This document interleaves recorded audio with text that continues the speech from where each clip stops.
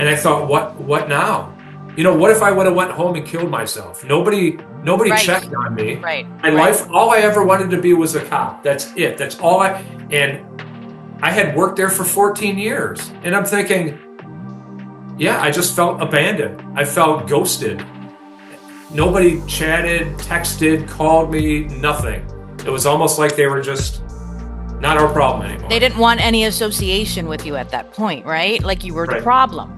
Well, and not only that, when I was on my leave of absence, I have a copy here.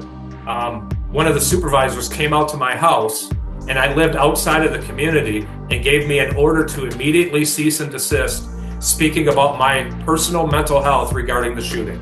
Right. And it even talks about the date and time and complaint number of the shooting, and it's like, okay, but I've been doing this since 2019. I've been speaking at churches and colleges and you name it, and everybody's been supportive, and now why all of a sudden I can't do that? And if I don't follow this order, I'm going to get disciplined or maybe terminated. I just So I don't get it. why, in your opinion, having lived through that, do you think that there's so much silencing behind it? Why do they want to keep this so hush?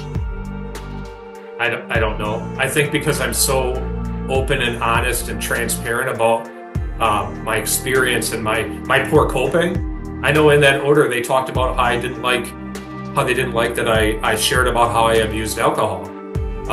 Because one time, even when I was multiple times, I'm not going to lie, multiple times before I would go somewhere, I would stop at a gas station and buy two or three of these little, Fireball whiskey. These were my best friend before I would go somewhere, because I would rationalize that it would take about 30 minutes for the alcohol to kick in. And then by then I would be at my destination. But I would drink these in my car and either throw them out the window or throw them in the back of my SUV. And I speak honestly about that. I didn't say where I worked. I didn't say what police department. I didn't say anything like that.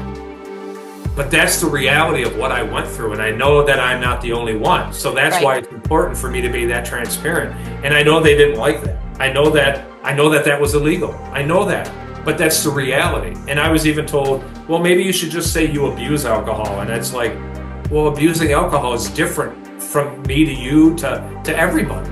Right. So I am going to be transparent. I'm going to be honest. And I really don't think they like that.